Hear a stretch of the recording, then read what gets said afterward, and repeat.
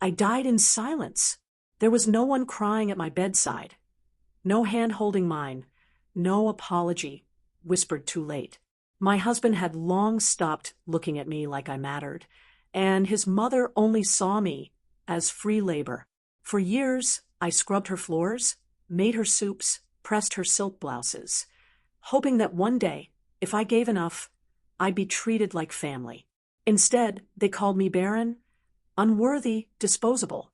My last breath left my lips the day my husband signed away our estate to his ex-fiancée. The real daughter Elaine always wanted. She was pregnant, of course, just in time to claim everything I kept warm. As I slipped into death, I thought, so this is what love bought me: a kitchen, a cot, and a silent end. But fate had other plans, because I opened my eyes, and I was 5 years younger. The engagement wasn't signed. The marriage hadn't happened, and I smiled, because this time I would burn them with quiet hands. I didn't scream or cry when I woke up in that cold bed with time rewound. I sat up, heart calm, mind clearer than it had ever been. 5 years before my death. 5 years before I became their puppet. I remembered everything. How Elaine slowly isolated me, using fake kindness to replace my dignity. How she praised Cassandra, my husband's former fiancée, and made me feel like a guest in my own marriage. I remembered every ignored fever, every unpaid family favor, every meal I made that got thrown away because Elaine wasn't in the mood. I remembered that final day, the way Cassandra had walked into my hospital room like she already owned the house, and how my husband didn't say a word when she sat beside him. I remembered how I died small. That was over. This time, I wouldn't try to be chosen. I'd choose myself, and watch them trip over the life they tried to erase me from. Elaine's voice was the first sound I heard when I went downstairs. Sharp, entitled, dripping with the kind of condescension that passed for tradition in this family. "You're lucky we're considering you," she said to me 5 years ago, the morning after my engagement had been arranged. In my last life, I had smiled. This time, I simply looked her in the eyes and said, "You're lucky I'm still here." Her face twitched. She wasn't used to being challenged. Not by someone like me. Someone she'd once reduced to errands and apologies. But I wasn't her future daughter-in-law anymore. I was her reckoning in disguise.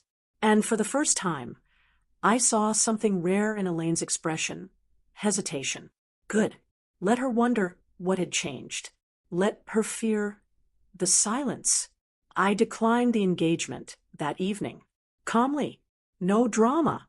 I sat across from my would-be fiancé, Peter, and said, "I'm not the one for you, and deep down you know it." He blinked. "But our families," I cut him off, "can merge in other ways." He looked relieved. That's the funny thing. He never fought for me even once. He didn't in my first life, and he wouldn't have in this one either. He wanted a wife who would serve and stay silent. I had done that once, and it killed me. Never again. I walked out of that restaurant with nothing, but also with everything. Because for the first time, I wasn't walking towards someone. I was walking away, and that was power. Elaine's reaction came the next morning. She arrived at my family home, pearl earrings swinging, fury thinly veiled as concern. "You're ruining a good match," she said through clenched teeth. "Peter is from a respectable family." I smiled. "So, am I? But respect isn't obedience." She laughed bitterly. "You'll regret this.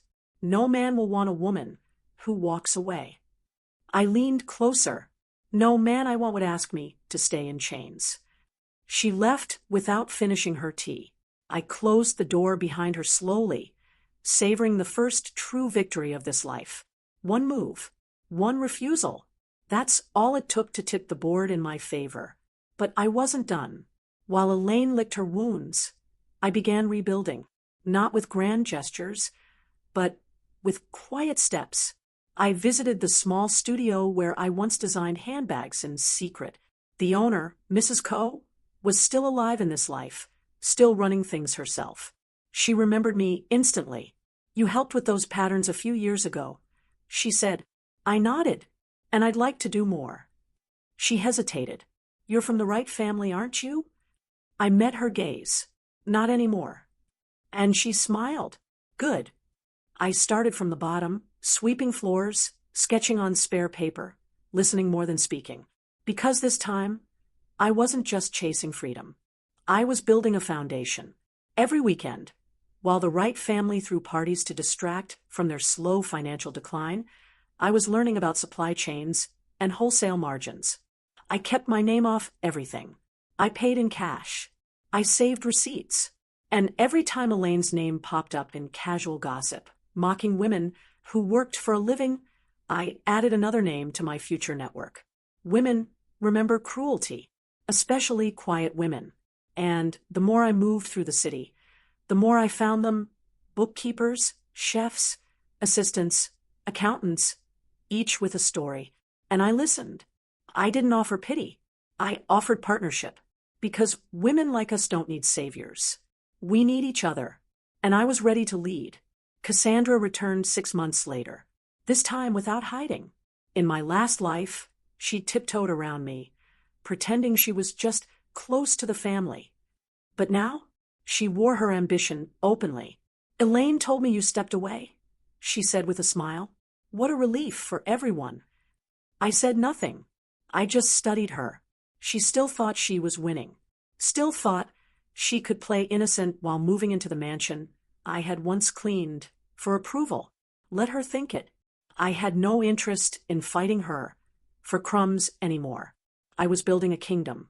And soon, she'd be begging for a corner inside it. When I heard that Elaine transferred partial ownership of the Wright family company to Cassandra, I smiled. They were walking straight into the trap I had set.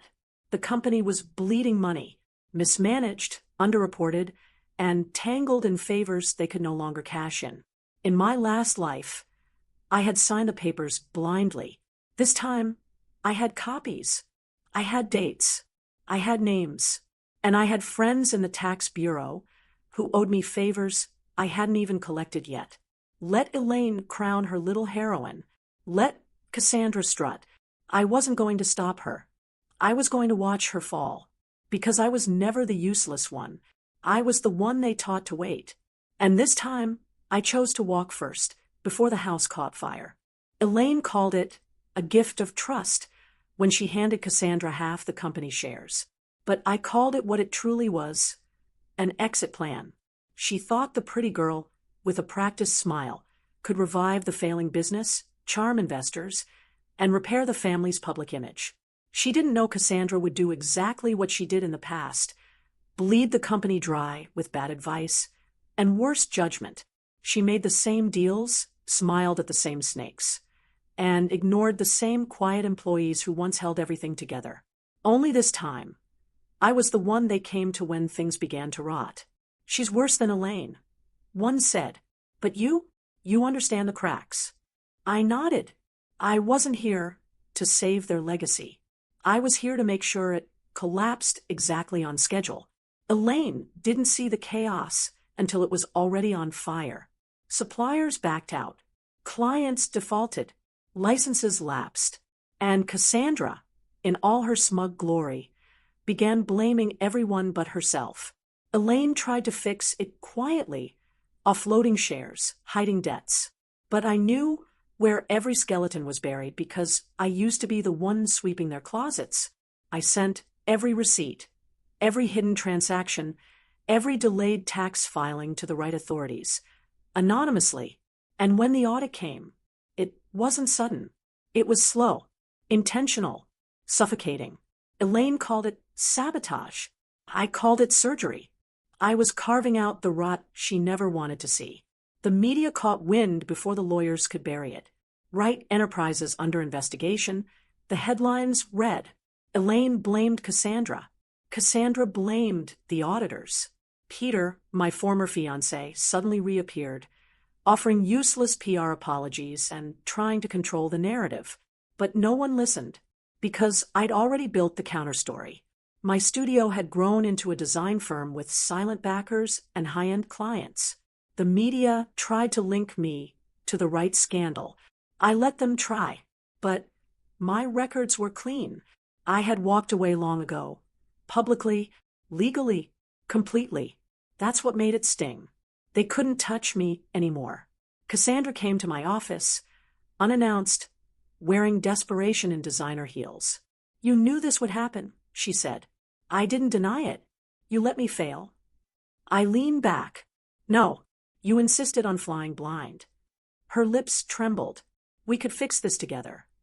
I tilted my head. "Why? So you can take credit again." She looked around, at the walls, the awards, the framed letters from clients. "You were nothing." My smile didn't fade. "And now I'm everything you pretended to be." She left without another word. I didn't watch her go. I had already written her exit. Elaine wasn't as easy to dismiss. She came next. Older, thinner, eyes sharp but not as cruel. "You did this," she said. I offered her tea. "No, Elaine, you did this. I just didn't stop you." She didn't sit. She paced. "You could have warned me." I stirred sugar into my cup. "You warned me once too. Remember? That no man would want a woman who walks away." Her face twisted. "You're bitter." I shook my head. "No, Elaine, I'm just done." She left the same way Cassandra did, slower than she arrived, and with less certainty than ever before. That was enough for me. The company was stripped, liquidated, their assets frozen. Elaine tried to sell the house, but it was seized under investigation. Cassandra moved out, quietly. Peter? He relocated abroad, under the excuse of business. But everyone knew what really happened. They underestimated the one woman they trained to be invisible. And now that woman was everywhere. I didn't gloat. I didn't pose for press. I simply kept building. Partnerships, scholarships, workshops, one after another. And at every turn, I hired the women Elaine mocked. The ones she said were too loud, too opinionated, or too modern. Because we rise together. One day at a gallery event hosted by one of my clients, someone asked, "Where did you come from?" I smiled. "Nowhere special. Just a house that underestimated me." They laughed politely, but the ones who'd known me before, they didn't laugh. They understood, because there's a certain kind of silence that only comes from surviving years of erasure. And there's a certain kind of power in returning not to prove them wrong, but to prove yourself right. That's what I had done. Quietly, relentlessly, with grace sharp enough to cut. The women I once envied became my collaborators. The ones who pitted me asked for jobs. I gave some of them opportunities. Others, I gave boundaries. Forgiveness isn't a gift for the one who hurt you. It's a gift for yourself. To stop carrying their weight. I didn't need to destroy Elaine or Cassandra. They did it themselves. I just made sure the world was watching this time. And I made sure I had everything in place so they could never touch me or any woman like me again. Years after the fall, I visited Elaine once more. She was in a care home, surrounded by silence. She looked at me as if I were a dream she couldn't wake up from. "Why did you come?" she asked. I looked around, then at her, because I wanted you to see me, really see me, before I leave for good. She whispered, "I thought you were useless." I nodded, "And now I run what you couldn't hold on to." I didn't wait for her to reply. I kissed her forehead gently, turned, and walked out, lighter than I had ever been. Because I didn't come back for revenge. I came back to collect what was mine. I never planned on being famous. I just planned on being undeniable. Every day, I showed up before anyone else and stayed after they left. I didn't flash wealth or wear designer labels. My success wasn't loud, it was layered. The right people noticed. The right investors found me. And unlike Elaine's circle, mine wasn't built on handshakes and gossip.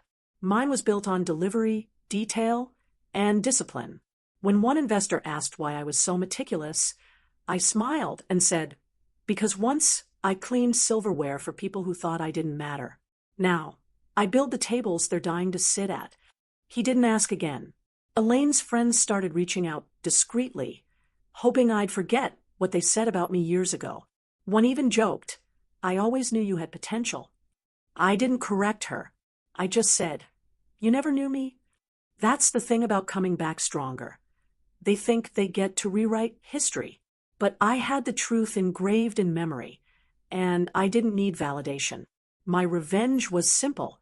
I became so powerful that they had to pretend they never tried to break me. And I let them squirm in their own forgotten words. Cassandra vanished from the business scene not long after. Rumors swirled. Affairs, debts, a child who wasn't Peter's. I didn't follow the drama. I had too much on my plate. But someone forwarded me an article titled, The Fall of Wright's Darling. I didn't open it. I didn't need to. I already knew the ending. I had written it, line by line, choice by choice. And the real irony, I didn't even raise my voice. That's the beauty of planning your rebirth. You don't need chaos to make noise. You just have to keep rising, even when no one claps. Elaine's house, my old prison, was auctioned off in silence. The estate that once made me feel like a servant was now sold off to strangers. I walked past it one afternoon, not to gloat, but to remind myself what I escaped. The gate I used to open with my head bowed now stood rusted, chained shut. I didn't linger. I didn't take a picture. Some graves don't need flowers, just distance. That was the house that buried me in my first life. But it was also the one that lit the match for everything I'd become. I nodded once, then walked on. Peter resurfaced with a fake humility I could smell a mile away. He asked to meet for coffee as old friends. I agreed, not because I owed him anything, but because closure wears many faces. He looked tired, thinner, still wearing suits like armor. You've changed, he said. I stirred my tea. No, I just stopped hiding. He chuckled, awkwardly. I was under a lot of pressure back then. I leaned in. So was I. You folded. I forged. His eyes dropped. I regret what we lost. I smiled. That's the difference, Peter. I don't. And just like that, I stood, paid the bill, and left. It wasn't about holding grudges. It was about holding the line. The woman I used to be would have second-guessed every sharp word, every boundary. But this version of me, she knew the cost of shrinking. She knew the weight of being the good girl. And she never wanted to wear that costume again. I didn't become hard. I became clear. I didn't become cruel. I became immune. And the peace I had now, it wasn't fragile. It was fortified. No one could buy it. No one could fake it. It was the kind of peace that comes from finally owning your own name. The firm expanded internationally by the third year. Clients came from countries I used to only read about. And yet, I never forgot the root. Every major partnership I signed came with a clause, partial reinvestment into women-led startups. I wasn't just building wealth, I was building ladders. Elaine had taught me what it felt like to have the door slammed. I made sure mine stayed open. But only for those who walked through with honesty, not entitlement. That's what they never understood. Power isn't hoarded. It's shared strategically. My parents didn't know the full story until they saw my name in the business magazines. They called, tearful, apologizing for not seeing how bad it was. I told them gently, it wasn't your job to save me. It was mine. And they wept harder, not from guilt, but from pride, because I had done the one thing generations of women before me hadn't been taught was even allowed. I chose myself. I chose leaving. I chose silence when needed and fire when required. I chose a life I didn't need to justify. And now, I was living it. Elaine sent one final letter before going completely quiet. It was 3 lines. You became everything I said you weren't. I was wrong. But it's too late, isn't it? I didn't respond. Not because I hated her, because I didn't carry her anymore. Her opinion didn't shape me. Her apology didn't free me. I had freed myself. I folded the letter, placed it in a box labeled before, and slid it under my desk. Some ghosts don't need exorcising. They just need to be filed away, so you can make room for everything after. Because I didn't rise in spite of what they did. I rose exactly because of it, and I made sure they saw every step. Success stopped feeling like a performance. I didn't wear it like armor anymore. I wore it like skin, natural, earned mine. The girl I used to be would have tried to explain how she got here. She would have softened the story, made it more palatable for people like Elaine. But now, I spoke plainly. I built this, I told a reporter once, because they told me I'd never be capable of more than cooking rice and smiling on command. That quote went viral, not because it was bitter, but because every woman who had been underestimated felt seen by it, and I didn't owe anyone modesty anymore. One of Elaine's oldest friends cornered me at a charity gala. What you did to her, was it really necessary? I looked her in the eye and said, she called me useless. I let her prove it, without lifting a finger. She blinked, stunned. I didn't explain further. I didn't need to, because anyone who calls a woman cruel for rising has never asked what buried her in the first place. Elaine built her fall with the same hands she used to push me down. All I did was move out of the way. I started a program called First Exit, a mentorship initiative for women who were trying to leave the lives they'd been told they should be grateful for. One of our first members was a mother of 3, fresh out of a controlling marriage, terrified of starting over at 42. I told her, your life isn't over. It's just restarting. She sobbed into my shoulder, like I had handed her oxygen, because that's what I was doing, creating air for women who had only ever been handed silence. And every time one of them stood tall again, I felt like I'd won more than money. I'd won legacy. Sometimes people asked why I still talked about Elaine, why I hadn't moved on entirely. My answer was simple, because she's not just a woman. She's a system. And systems don't fall when we whisper. They fall when we speak out loud.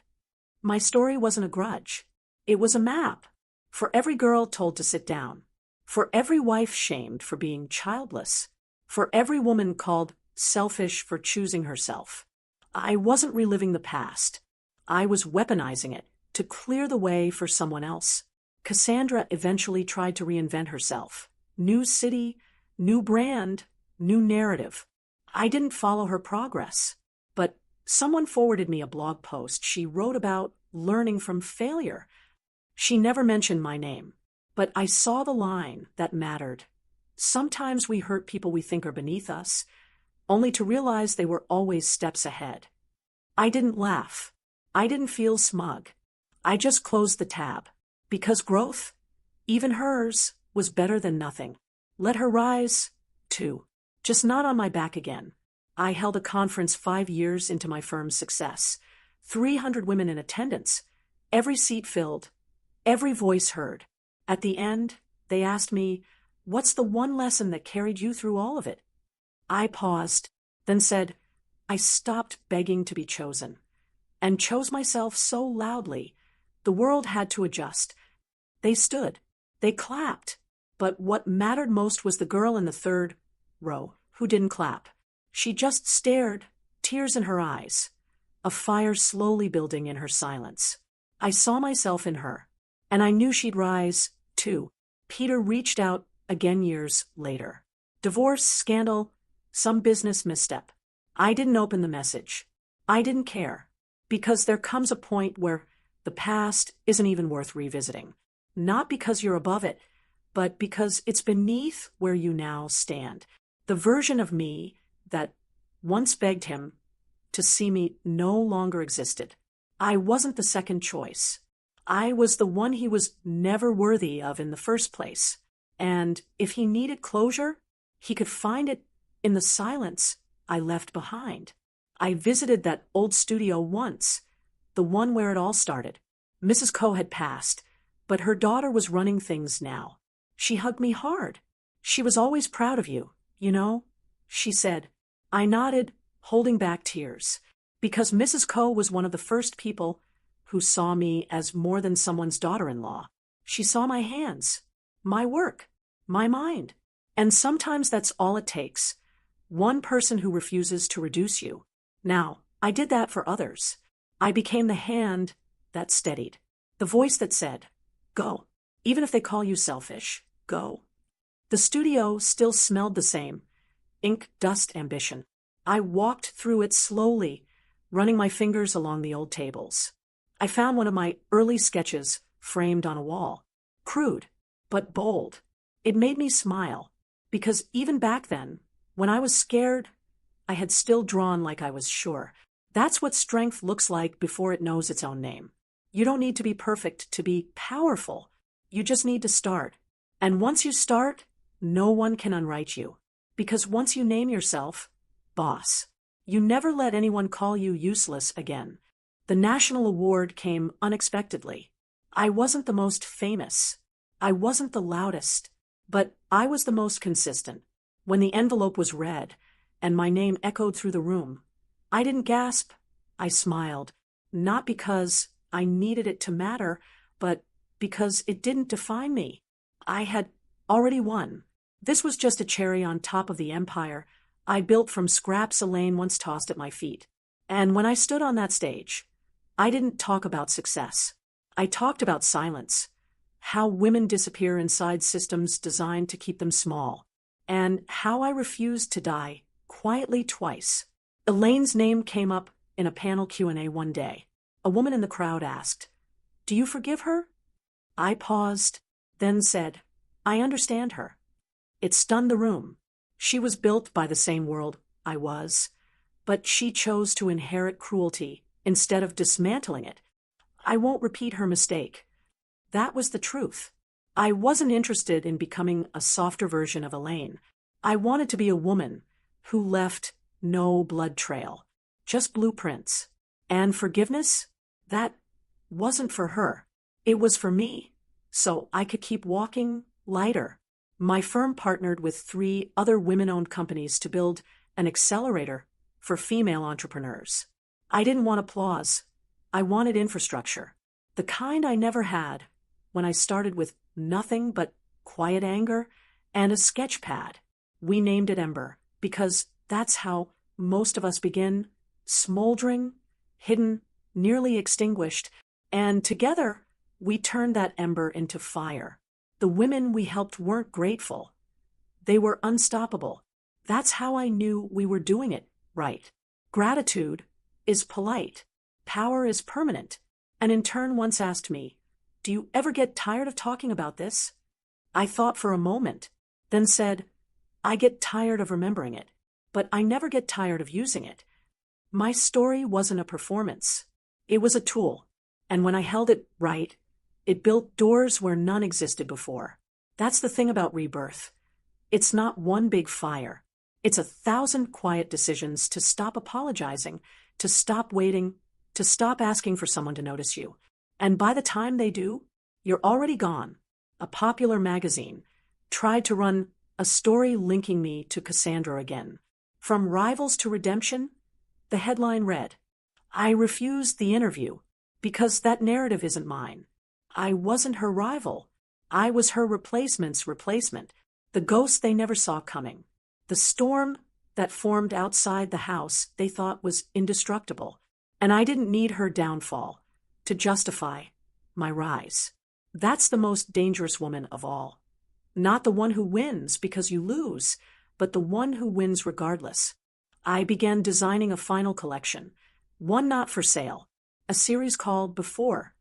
Each piece represented a version of me that didn't make it. The girl who bit her tongue, the wife who waited for a thank you, the daughter-in-law who tried to earn love by cooking her way into someone's approval. I made one design in pure white silk, unfinished edges, no zippers, just raw beauty. I titled it Funeral for the Girl I Was. It never left the showroom. It wasn't made to be worn. It was made to be remembered. and left behind. One evening, after a long press tour, I sat alone on my balcony with tea and silence. I didn't need music. I didn't need company. I had myself, and that had become enough. The stars above me weren't metaphors. They were just stars. And that, too, was healing. To no longer look for symbols in every quiet moment. To just be. I had lived through war and become my own peace.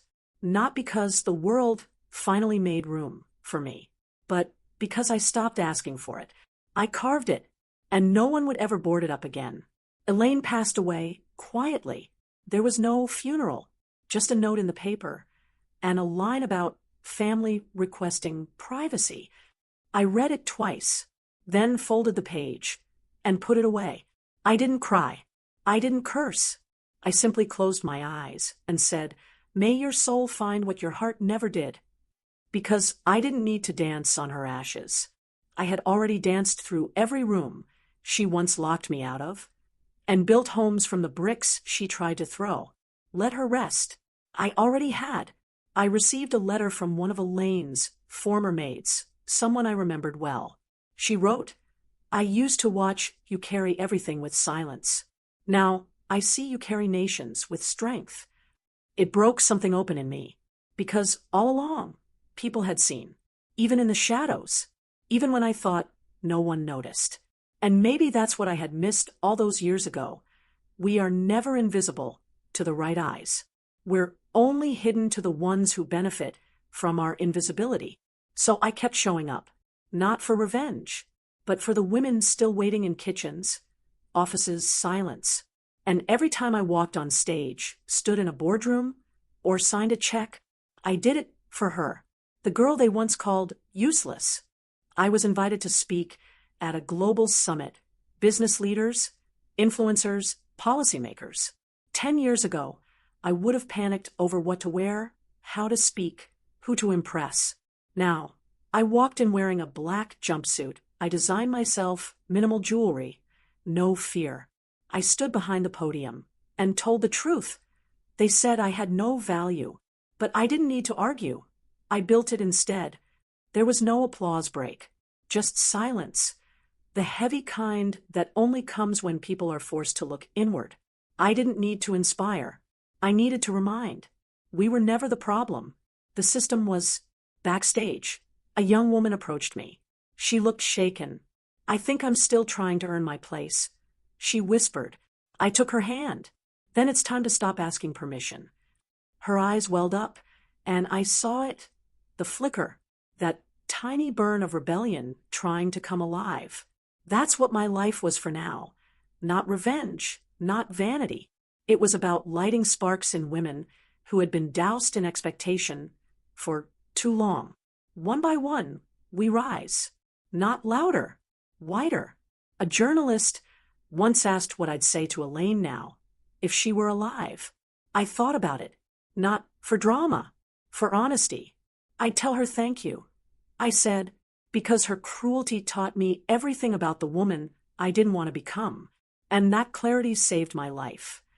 The interview never aired. Too complex, maybe, not spicy enough. But I didn't care. I hadn't said it for them. I said it for me, because sometimes the most radical thing a woman can do is feel nothing for the people who once controlled her every emotion.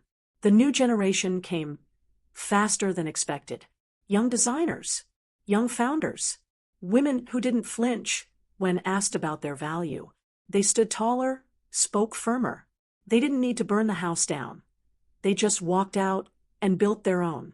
I watched them flourish and thought, this is how we win. Not by taking back old rooms, but by building better ones. The kind with longer tables and no thrones. The kind where no girl is ever called useless for being herself. That's the revolution. Quiet, persistent, feminine, permanent. My portrait, now hung in a few galleries, part of exhibitions on modern female leadership. I visited one quietly, wearing a hoodie and no makeup. I stood beside it, listening to two girls whisper, "She doesn't look like a CEO." One said. The other replied, maybe that's the point. I didn't turn around. I just smiled, because that was the real legacy.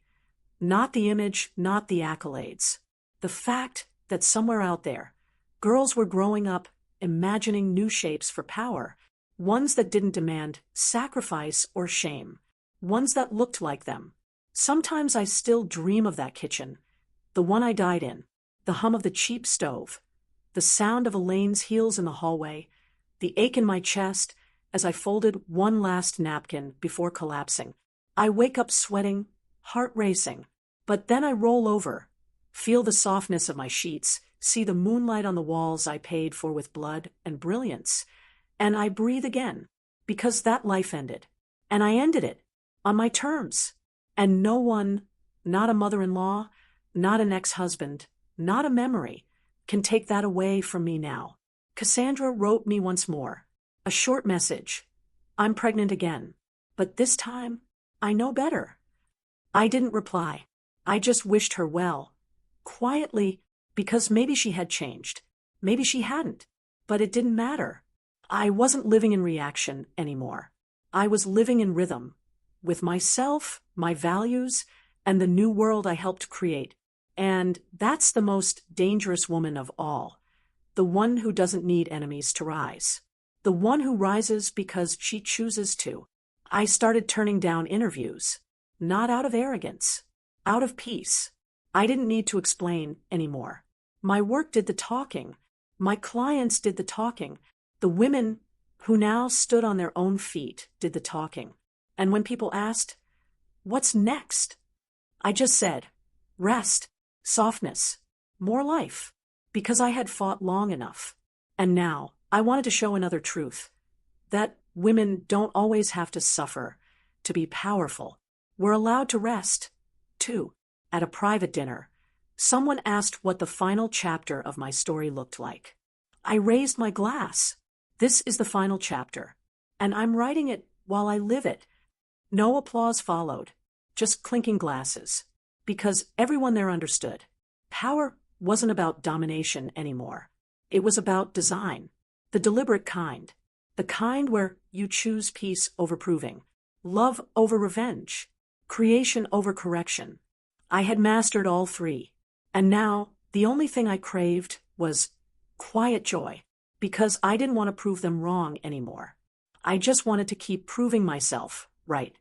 I took a trip alone. No itinerary, no meetings, no announcements. Just a plane ticket and a suitcase. I stayed in a coastal village, quiet and sun-warmed, where no one knew my name and no one cared what I had built. For the first time in years, I let go of being the woman who rose. I just was.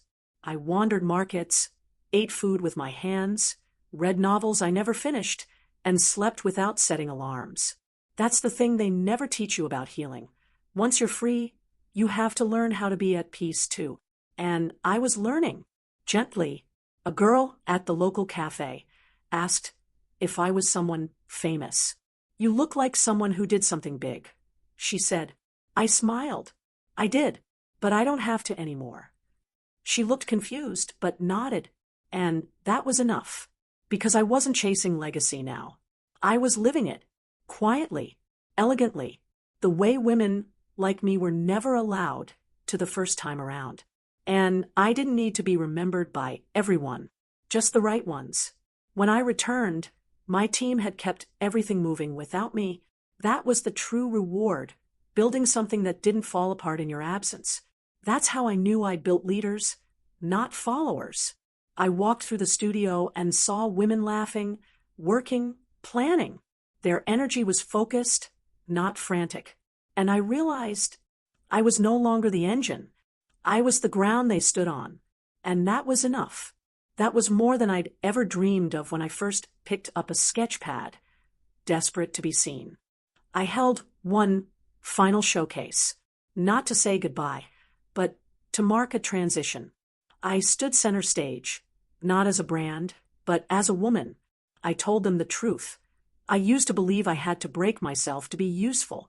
Now, I know I was never broken to begin with, just buried. The applause wasn't thunderous. It was steady, a heartbeat in the dark. I didn't cry. I didn't pose. I just stood there, letting the room feel what I'd felt for years. The weight of release, the sound of closure. Elaine's name was never spoken again. Not in my house. Not in my business. Not even in my thoughts. She had become what all weak empires do. A cautionary tale. Not a villain. Not a monster. Just a woman who chose control over compassion. And I had unlearned every piece of her that once lived in me. The fear, the resentment, the constant need to be enough. I had burned it all away, not in rage, but in light. And that's how you kill a shadow. Not with swords, but with sun. My home was filled with softness, linen curtains, warm wood, quiet bookshelves, candlelight. A life not of glass and steel, but of breath. I had guests, but never hosts. I had family, but not by blood. I had love, not the kind I begged for in kitchens, but the kind that stayed through silence.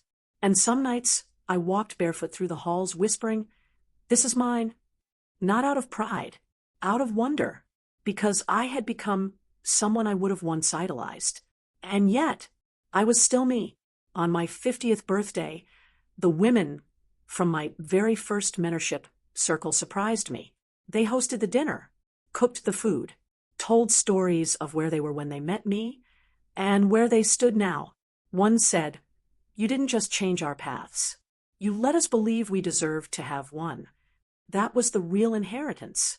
Not stocks, not buildings, not a name in gold foil, but the fire passed from hand to hand, woman to woman, until none of us ever had to walk in the dark again. I no longer needed a mirror to know who I was. I didn't rehearse speeches in my head or wonder how I'd be remembered. I didn't scroll, didn't search, didn't compare. I didn't count wins or archive losses. I just lived, fully, presently, without flinching. And in the quietest moments, mornings when the sky was still gray, when the kettle whistled, when the house was just breath and birdsong, I whispered to the version of me that once died, "We made it, all of us," because I didn't just get a second chance. I created it, and I gave that chance to every woman who ever thought, "I'm not enough." I was never useless. I was just waiting to remember who I really was. Now, they call me unstoppable, but I just call it mine.